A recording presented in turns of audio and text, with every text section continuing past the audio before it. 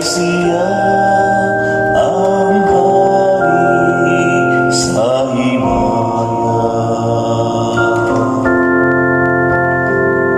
Pasudla ang Ginoo, kay siya ang hari sa himaya. Sa Ginoo ang yuta ug ang iyang kapuno, ang kalibutan ug sila nga nagpuyo niini. Kay iya kining gitukod ibabaw sa kadagatan, ug iya kining gibuhat ibabaw sa kasubaan.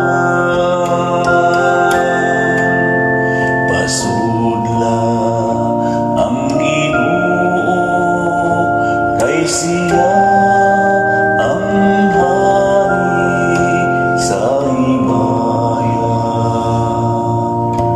Kinsay makatunga sa bukid sa Ginoo, o kinsay makabarog sa iyang balaang dapit.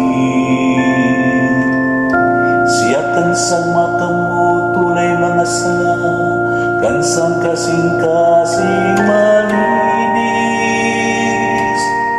Siyang wala magtinguha sa mga butang na makawan.